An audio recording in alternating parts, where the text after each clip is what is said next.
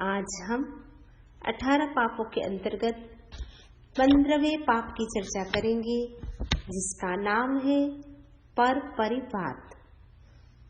पर अर्थात दूसरा, परिवाद अर्थात निंदा। दूसरों की निंदा करना पर परिवाद पाप है।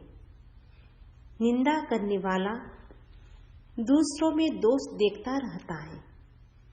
कभी सामने वाले व्यक्ति में दोष होता भी है, नहीं भी होता है, उसकी चर्चा करता रहता है, क्योंकि उसका दृष्टिकोण ही नेगेटिव होता है।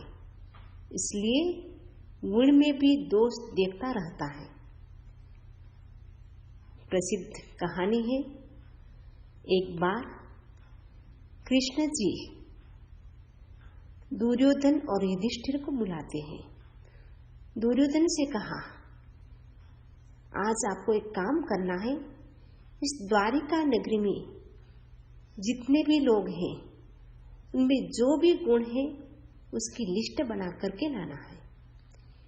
युधिष्ठिर से कहा, आपको एक काम करना है। इस द्वारिका नगरी में जिसमें कमी है, जिसमें दोष है, उनकी लिस्ट बना करके लाना है। सुबह से शाम तक का समय आपके पास है। शाम को आकर के वापस मुझे सूचित करना है, बताना है। शाम का समय होता है। दुर्योधन और युधिष्ठिर कृष्ण जी महाराज के पास उपस्थित हुए। कृष्ण जी महाराज ने युधिष्ठिर से पूछा, बताओ युधिष्ठिर, तुम्हारी लिस्ट बताओ, कितने ऐसे लोग मिले जिसमें दोष है, कमी है। युधिष्ठिर ने कहा, मुझे एक भी व्यक्ति ऐसा नहीं मिला जिसमें अवगुण हो, दोष हो, कमी हो, इसीलिए मैं लिस्ट खाली लेकर के आया हूँ। दुर्योधन से पूछा, बताओ तुम्हें कितने गुणी लोग मिले, जिसमें गुण हो, विशेषता हो, क्वालिटी हो, ऐसे कितने लोग मिले। दुर्योधन ने कहा, कृष्ण जी महाराज क्षमा करें, मुझे एक भी व्यक्ति ऐसा नहीं मिला जिसमें गुण हो। मुझे सब में अवगुण ही अवगुण, दोष ही दोष नजर आए। जिस व्यक्ति का दृष्टिकोण नेगेटिव होता है, उस व्यक्ति को दूसरों में दोष ही दोष नजर आते हैं। निंदक व्यक्ति को कभी गुण दिखाई नहीं देता है, वह दूसरों के अवगुणों पर ही ध्यान देता है। हम देखते हैं और आप लोग सुनते भी हैं, न्यूज में पढ़ते भी हैं। राजनीति पार्टियों को आप देखते ही, जनता पार्टी कांग्रेस पार्टी का दोष दिखाती है और कांग्रेस पार्टी जनता पार्टी का दोष दिखाती है। इसी प्रकार उस मनुष्य संगठन में, समाज में, कभी कभी परिवार में भी ऐसे होते हैं जिनको कभी दूसरों में गुण दिखाई नहीं देते हैं। कितना ही अच्छा काम करे बहू, किंतु सास को उसमें कुछ न कुछ कमी दिखाई देती है। वैसे ही कभी कभी देखते हैं वाइफ कितना ही अच्छा करे, हस्बैंड उसमें कोई न कोई कमी देखता रहता है। प्रश्न है कि व्यक्ति निंदा क्यों करता है। उसके कई कारण हो सकते हैं, लेकिन आज हम मुख्य रूप से 4 कारणों की चर्चा करेंगे। निंदा करने का पहला कारण है, जिसकी चर्चा हम प्रारंभ में कर चुके हैं, वह है नकारात्मक दृष्टिकोण, नेगेटिव एटीट्यूड। ऐसे व्यक्ति को कभी किसी में अच्छाई नहीं दिखाई देती है। जिस व्यक्ति का दृष्टिकोण नेगेटिव होता है, उस व्यक्ति को कभी भी किसी में अच्छाई नजर नहीं आती है। दूसरा कारण है आदत। कुछ व्यक्ति आदत से लाचार होते हैं।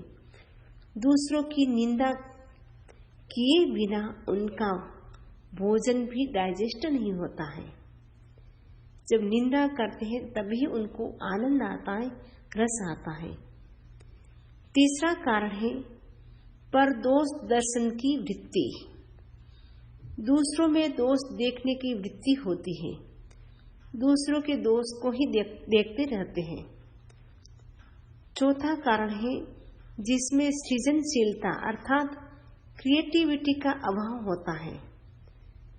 कुछ नया सोचने और कुछ करने की क्षमता नहीं होती है।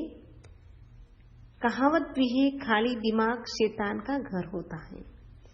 खाली दिमाग में नेगेटिव बातें आती रहती हैं। जैसा विचार होता है वैसा व्यवहार होता है। जैन आगमों की दृष्टि से निंदा एक अत्यंत निम्न कोटि का पाप है। निंदा करने वाला अपने पुण्य को नष्ट करता है, समाज में उसका अपयश होता है। अच्छे लोग उसके साथ फ्रेंडशिप भी करना नहीं चाहते हैं, अपने निकट भी रखना पसंद नहीं करते हैं। निंदक व्यक्ति जिसके पास रहता है उसके लिए भी सिर दर्द हो जाता है। निंदा से कैसे बचे, उनके भी अनेक उपाय हो सकते हैं, किंतु मुख्य रूप से हम 4 उपायों की चर्चा करेंगे। निंदा से बचने का पहला उपाय है पॉजिटिव थिंकिंग। अपने दृष्टिकोण को पॉजिटिव रखें, अपने एटीट्यूड को पॉजिटिव रखें। किसी ने कहा भी है, नजरें बदली तो नजारे बदल गए, नजरें बदली तो नजारे बदल गए, किश्ती ने रुख बदले तो किनारे बदल गए। हम अपने एटीट्यूड को पॉजिटिव बनाएं। दूसरा है, निंदा से बचने का दूसरा उपाय है अनुप्रेक्षा। मेरी निंदा करने की आदत दूर हो रही है, प्रमोद भावना का विकास हो रहा है। मेरी निंदा करने की आदत दूर हो रही है, प्रमोद भावना का विकास हो रहा है। सोते समय इस शब्दावली का 9 बार उच्चारण करें, फिर 9 बार मानसिक अनुचिंतन करें, यानी मन ही मन इस शब्दावली को दोहराए। मेरी निंदा करने की आदत दूर हो रही है, प्रमोद भावना का विकास हो रहा है। तीसरा उपाय है अपने दोषों को देखें, आत्मनिरीक्षण करें। मेरे भीतर क्या क्या दोष है, उसे मुझे कम करना है। आत्मनिरीक्षण करें, संकल्प करें कि मेरे में ऐसे क्या क्या दोष हैं जिसको मैं कम कर सकता हूँ। एक अंगुली हम दूसरों की ओर करते हैं, अमुक व्यक्ति में यह अवगुण है, ये दोष है, तो 3 अंगुली हमें प्रेरणा देती है कि हम अपनी ओर करें। अर्थात 3 बार अपने आप को टटोले कि मेरे में कितने अवगुण हैं, कितने दोष भरे पड़े हैं, उसे मुझे कम करना है। ये दृढ़ संकल्प करें। तो दृढ़ संकल्प करने से निश्चित रूप से हमारे भीतर जो दोष दर्शन की वृत्ति है उसे हम कम कर सकते हैं। चौथा उपाय है निंदा से बचने का, अपने मुंह से कोई भी व्यर्थ शब्द का प्रयोग न करें, अर्थात अनावश्यक न बोले। शब्दों का भी बड़ा प्रभाव होता है। किसी की हम तारीफ करते हैं, उनके वास्तविक गुणों की प्रशंसा करते हैं, व्यक्ति के भीतर काम करने का उत्साह जागृत होता है। निंदा करने से काम करने का उत्साह खत्म हो जाता है। शब्दों का भी बड़ा प्रभाव होता है, इसलिए सोच समझ कर बोले। सामने वाले व्यक्ति को हर्ट हो वैसा न बोले। दूसरों की निंदा करने वाला सोचे कि मेरे में भी अनेक कमजोरियां हैं, गलतियां और भूलें मुझसे भी होती हैं, वे मुझे दिखाई नहीं देती है, तो दूसरों के दोषों को मैं क्यों देखूं। निंदा करने वाला कर्मों की दृष्टि से भी भारी बन जाता है। भाग्य से हमें मनुष्य जीवन मिला है और मनुष्य जीवन में ही, मनुष्य में ही बोलने की ताकत होती है, चिंतन करने की क्षमता होती है। तो मैं अपनी वाणी का दुरुपयोग क्यों करूं। हमारे द्वारा ऐसा कोई शब्द न निकल जाए जिसके लिए बाद में पश्चाताप करना पड़े। जरूरत हो तभी बोले और सोच समझकर विवेकपूर्वक बोले। इसी में वाणी की सार्थकता है, इसी में हमारा कल्याण है। ये जो 4 उपाय बताए हैं, उन उपायों पर चिंतन करें, प्रतिदिन अनुप्रेक्षा करें। प्रतिदिन अनुप्रेक्षा करने से, चिंतन करने से धीरे धीरे हमारी जो निंदा की आदत है वो आदत कम हो सकती है।